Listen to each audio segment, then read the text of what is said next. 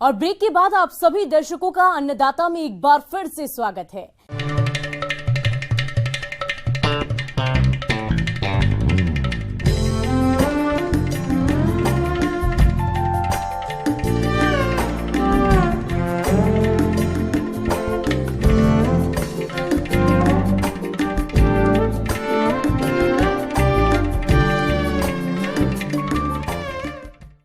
घर घर में मिलने वाली तुलसी की महिमा से शायद ही कोई अनजान हो। जहां एक और तुलसी की पूजा होती है, वहीं इसका औषधीय क्षेत्र में भी काफी योगदान है।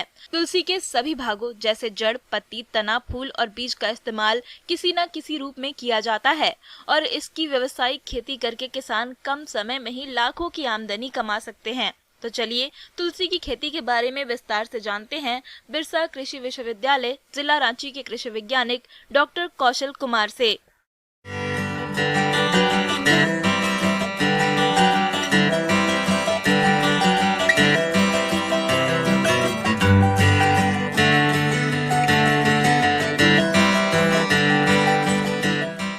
वैसे तो कहा गया है कि जिससे किसी की तुलना नहीं की जा सकती है वही तुलसी है। तुलांग अस्यतीति नास्यतीति इति तुलसी, यानी यह ऐसा पौधा है जिसे बहुत से बहुत गंभीर बीमारियों में भी इसका उपचार किया जाता है।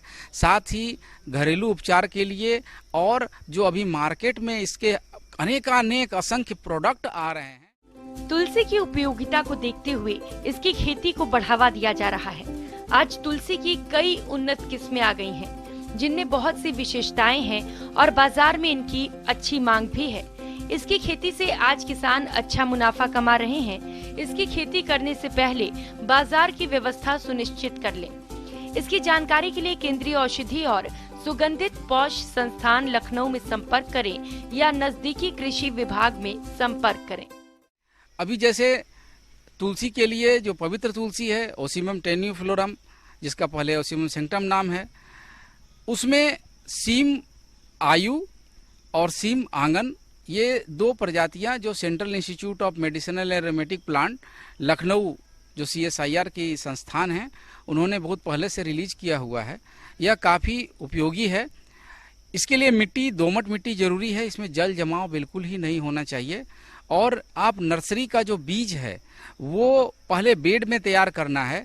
बेड आप अपनी सुविधा के अनुसार घटा बढ़ा सकते हैं, लेकिन जितना बेड आपका रहेगा उसी अनुसार से बीज की उसमें पहले सीडलिंग तैयार करने के लिए बुआई की जाती है। अगर आप 15 फीट 4 और 9 फीट के माप का आप बनाते हैं तो उसके लिए आपको अलग से अलग अलग बीज लगेंगे। और अगर किसी कारणवश उतने बड़े बेड आप नहीं बना पा रहे हैं तो वैसी परिस्थिति में आप बेड को कम भी कर सकते हैं और आप अपनी अच्छे तरीके से बुआई कर सकते हैं। और इसमें क्या है कि जब आप नर्सरी आपका तैयार हो जाता है तो कुछ दिन के पश्चात जब उसमें 5, 6, 7 पत्तियां निकलने लग जाएं तो फिर उसका पौधारोपण किया जाना चाहिए। साधारणतया 6 सप्ताह पुराने जिसमें सीडलिंग आ गए हैं उसको आप 40 सेंटीमीटर से 50 सेंटीमीटर अथवा 50 सेंटीमीटर से कहीं कहीं बताया जाता है कि ज़्यादा के स्पेसिंग में भी आप लगा सकते हैं, लेकिन 40 सेंटीमीटर से कम की स्पेसिंग इसमें प्रयुक्त ना की जाए।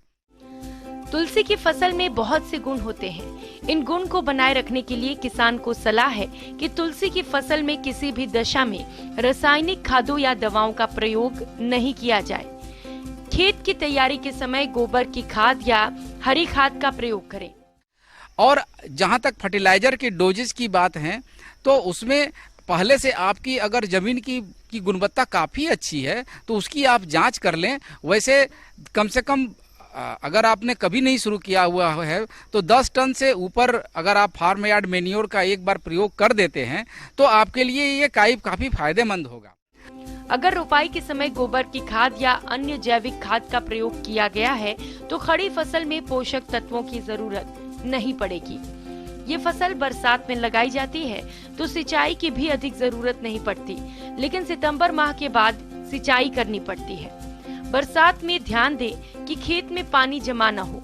फसल में किसी रोग या कीट की समस्या नहीं आती है, ऐसे में किसी दवा की भी जरूरत नहीं पड़ती। और कम से कम 5-6 महीने के बाद ये फसल में पत्तियां जो है अच्छे तरीके से मैच्योर हो जाती हैं और उस पत्तियों के में जितने ज़्यादा चमकीलापन आपको दिखाई पड़ने लगेगा, समझ में आना चाहिए कि पत्तियां मैच्योर हो रही हैं और उसमें अधिक से अधिक एसेंशियल ऑयल जो है इसका भरपूर मात्रा में मिलने की संभावना है। तब आप हार्वेस्टिंग करें और यह पीरियोडिकल हार्वेस्टिंग होगी, लेकिन साथ ही साथ खरपतवार का आपको पूरा ख्याल रखना होगा कि वहाँ किसी प्रकार के खरपतवार ना हो और किसी प्रकार के केमिकल का भी छिड़काव के लिए हम मनाही करते हैं, क्योंकि ऑर्गेनिक कल्टीवेशन जैविक खेती में इस बात का को पूरा ध्यान रखना होता है कि किसी भी प्रकार से उनके जो रासायनिक या अवयव हैं, उनके जो नेचुरल कंपोनेंट हैं, उसको किसी प्रकार से क्षतिग्रस्त वो ना हो। और जब आप हार्वेस्टिंग करते हैं तो 6 घंटे के भीतर ही पत्तियों का एसेंशियल ऑयल निकालने की प्रक्रिया आपको जारी कर देनी चाहिए। और बाद में अगर आपने बीज के लिए पौधा छोड़ा हुआ है तो बीज का अलग मार्केट है, पत्तियों का अलग मार्केट है और ऑर्गेनिक तुलसी का एक टी के रूप में भी फार्मिंग स्टार्ट हुई है। फिर इसके यूजिनॉल कंपोनेंट तेल के लिए भी तो थोड़ा सा आपको और भी वैज्ञानिक अनुसंधान करने की जरूरत है। इस तरीके से वैज्ञानिक खेती करेंगे मेरे प्यारे किसान भाइयों तो आपको अच्छी से अच्छी आमदनी प्राप्त हो सकती है और आप अपना इस फील्ड में एक व्यावसायिक खेती का कैरियर अपने राज्य में पशुपालन व्यवसाय बड़े पैमाने पर किया जाता है, लेकिन इन पशुओं में वक्त बेवक्त कई तरह की समस्याएं आती रहती हैं और इन समस्याओं के चलते पशुपालकों को भारी नुकसान होता है। इन्हीं समस्याओं में से एक है पशुओं में स्ट्रेस यानी तनाव की समस्या, जिसके कारण पशु का उत्पादन गिर जाता है और पशुपालकों को पशु से जितना उत्पादन मिलना चाहिए उतना नहीं मिल पाता है। तो पशुओं में ये तनाव की समस्या क्यों आती है और इसका पशुओं के उत्पादन पर क्या विपरीत प्रभाव पड़ता है, आइए जानते हैं पशु विशेषज्ञ एलन वर्मा से।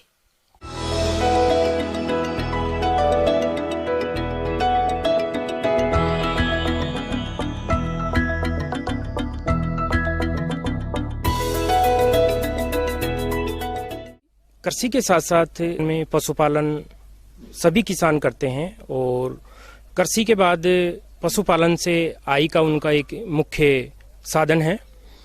पशुओं में अत्यधिक तनाव भी होता है जिससे कि उनके स्वास्थ्य पर काफ़ी कुप्रभाव पड़ता है। अत्यधिक तनाव के कारण पशुओं को भूख भी कम हो जाती है, पाचन क्रिया पर सीधा असर होता है जिससे पशु को पतले दस्त होते हैं, गोबर कम आता है, कम खाने से पशु सूखने लगता है, उसके दूध उत्पादन पर असर पड़ता है। किसान भाइयों, तनाव की समस्या से अपने पशुओं को बचाने के लिए आपको सबसे पहले इसके कारणों के बारे में जानकारी होना बेहद जरूरी है। तो पशुओं के तनाव में आने के कौन कौन से कारण हैं और इनके बचाव के उपाय क्या है, आइए जानते हैं। अत्यधिक तनाव या ज्यादा तनाव होने के बहुत सारे कारण होते हैं, जिनमें कि पशु के एक स्थान में बदलाव होना तनाव उत्पन्न करता है, ये भी एक कारण बनता है। नए स्थान में आने पर पशु को भी तनाव होता है। कई बार सामान्य स्थिति में कुछ दिन लग जाते हैं। ऐसी स्थिति में पशु का विशेष ख्याल रखें, पशु के शरीर पर हाथ फिराए एवं उसे ज़्यादा समय दे। इससे पशु नई परिस्थिति में जल्दी ढलता है और तनाव भी नहीं आएगा। पशु को परिवहन के कारण भी स्ट्रेस होता है।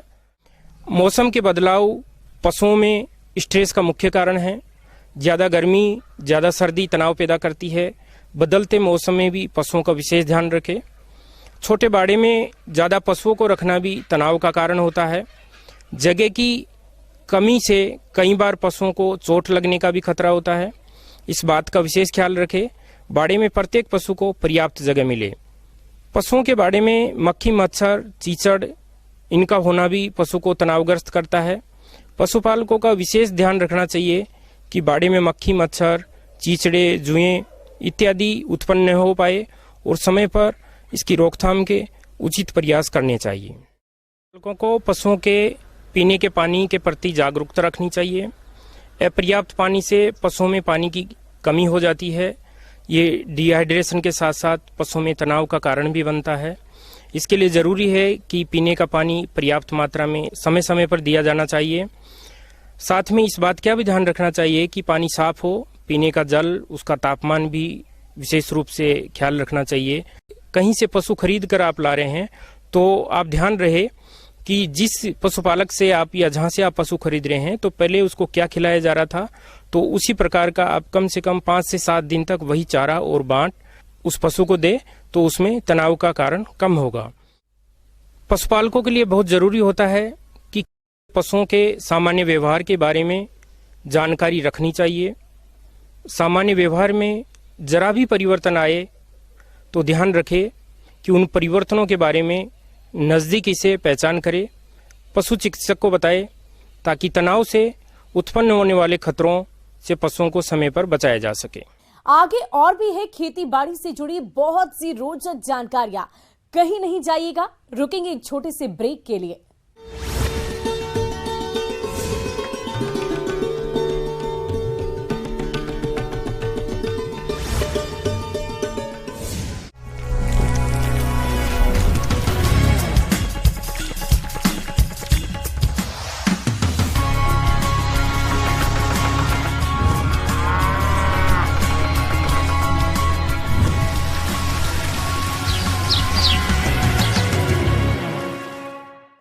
ब्रेक के बाद एक बार फिर से आप सभी दर्शकों का अन्नदाता कार्यक्रम में स्वागत है।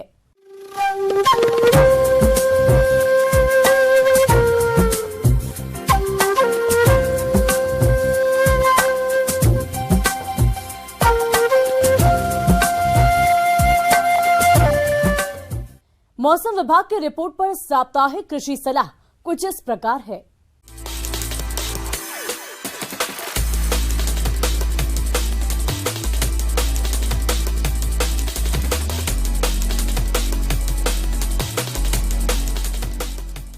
ग्रामीण कृषि मौसम सेवा, भारत मौसम विज्ञान विभाग, बिहार कृषि विश्वविद्यालय साबौर द्वारा भेजे गए मौसम पूर्वानुमान रिपोर्ट के आधार पर जिला भागलपुर और इससे लगे जिलों के किसान भाइयों को सलाह दी जाती है कि इन क्षेत्रों में आगामी 4 दिनों के दौरान आसमान में आंशिक बादल छाए रहेंगे। इस सप्ताह के दौरान वर्षा की कोई संभावना नहीं है। न्यूनतम सापेक्षिक आर्द्रता लगभग 11 से 19% और अधिकतम सापेक्षिक आर्द्रता लगभग 30 से 63% होने की संभावना है। न्यूनतम तापमान लगभग 26 से 27 डिग्री सेल्सियस और अधिकतम तापमान 41 से 43 डिग्री सेल्सियस होने की संभावना है। 9 से 15 किलोमीटर प्रति घंटा की रफ्तार से हवाएं चल सकती हैं। ऐसे में इन क्षेत्रों के किसान भाइयों को सलाह दी जाती है कि खाली खेतों की गहरी जुताई कर जमीन को खुला छोड़ दें, ताकि सूर्य की तेज धूप से गर्म होने के कारण इसमें छिपे कीटों के अंडे और घास के बीज नष्ट हो जाएं। किसानों को सलाह दी जाती है कि साफ मौसम के दौरान ही मूंग की परिपक्व फली की फसल लें। मूंग की परिपक्व फली की कटाई के बाद इसे मिट्टी में मिला दें, जो धान के खेत में खाद का काम करता है और मिट्टी के स्वास्थ्य में सुधार करता है। मूंगफली की उन्नत किस्मों में 12-24, कुबेर, M13, JL24 आदि की बुआई अच्छी जल निकासी व्यवस्था वाली हल्की बलुई मिट्टी में करनी चाहिए। बीज की मात्रा 80 से 90 किलोग्राम प्रति हेक्टेयर होनी चाहिए। बीज बोने से पहले कार्बेंडाजिम 2 ग्राम प्रति किलोग्राम बीज की दर से उपचार करना चाहिए। पंक्ति से पंक्ति की दूरी 30 सेंटीमीटर होनी चाहिए। पौधे से पौधे की दूरी 10 सेंटीमीटर होनी चाहिए। पशुओं को पैर और मुंह की बीमारी से बचाने के लिए टीकाकरण किया जाना चाहिए। पशुओं को पर्याप्त पेयजल उपलब्ध कराएं और उन्हें हीट स्ट्रोक से बचाने के लिए छायादार स्थान पर रखें। यदि पशुओं के लिए हरा चारा उपलब्ध नहीं है तो उन्हें विटामिन ए का इंजेक्शन दिया जाना चाहिए। गर्मियों में उगाए जाने वाले ज्वार में कुछ जहरीले तत्व होते हैं जो जानवरों के लिए हानिकारक हो सकते हैं। पशुओं को ज्वार खिलाने से पहले उन्हें ताजा और ठंडा पानी 2 से 3 बार दैनिक दिया जाना चाहिए। किसान भाइयों को सलाह दी जाती है कि बरसात के मौसम से पहले बकरियों को रोग प्रतिरोधक क्षमता बढ़ाने के लिए टीकाकरण करवाएं। गर्मी के तनाव को कम करने के लिए बहुत गर्म दिनों में पीने के पानी में तरल विटामिन और इलेक्ट्रोलाइट मिलाएं। यदि मौसम बहुत गर्म हो तो पोल्ट्री हाउस के वेंटिलेटर के चारों ओर बोरे या पुआल डालकर पानी से भिगो देना चाहिए। इसी तरह छत को पुआल से ढककर पानी से भिगोना चाहिए।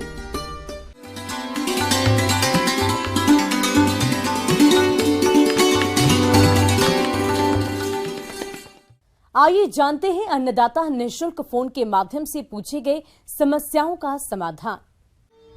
अन्नदाता हेल्पलाइन में हमने जिस प्रश्न को शामिल किया है उसे पूछा है गांव पानापुर, जिला पटना के मुकेश चौधरी ने। आपने बैंगन की फसल में छोटी पत्ती रोग की रोकथाम के बारे में जानकारी चाहिए है, तो इसके लिए देखिए कार्यक्रम का यह अंश। बैंगन की जो फसल है उसमें हम देखते हैं कि एक छोटी पत्ती का रोग आता है, और ये जो रोग है बैंगन की फसल में माइकोप्लाज्मा के कारण होता है। संक्रमित पौधे में प्रमुख लक्षण पौधे का बौनापन, छोटा इंटरनोड पत्ती के आकार में कमी तथा फाइलोडी जैसे लक्षण होते हैं। प्रारंभिक संक्रमण की अवस्था में पौधे पर कोई फल फूल नहीं बनता है और उपज में गंभीर नुकसान होता है। देर से संक्रमण की स्थिति में रोगी पौधों में फल विकृत हो जाते हैं और सिकुड़ जाते हैं। इस रोग के कारण बैंगन की उपज में 40% तक की कमी आ जाती है। बैंगन का यह रोग आमतौर पर फसल बोने के 1 महीने के बाद प्रकट होता है और बाद में महामारी बन जाता है। रोग के गंभीर होने की अवस्था में उपज में नुकसान 100% तक हो जाता है। तो हमको क्या करना है, वाहक का नियंत्रण करना है। वाहक नियंत्रण के लिए बहुत सारी रासायनिक दवाएं उपलब्ध हैं। उसमें जो हम देखते हैं जो सबसे प्रभावी दवा है वो आती है थियोमिथॉक्सिम। इसको आपको 100 ग्राम प्रति एकड़ की दर से देना है। किसान भाइयों, कृषि संबंधित समस्या और सुझाव के लिए आप हमें इस पते पर संपर्क कर सकते हैं। प्रोड्यूसर अन्नदाता, news 18 Bihar Jharkhand, Ramoji film city, Hyderabad 501512, और साथ ही आप हमें ईमेल भी कर सकते हैं। हमारा ईमेल आईडी है p18annadatta@nw18.com। इसके अतिरिक्त आप हमें निःशुल्क हेल्पलाइन नंबर 180088926163 पर सोमवार से लेकर शनिवार सुबह 10 बजे से शाम 4 बजे के बीच संपर्क कर सकते हैं। और अब समय हो रहा है आपसे विदा लेने का। कल फिर होगी मुलाकात कृषि से जुड़ी महत्वपूर्ण जानकारियों के साथ। नमस्कार।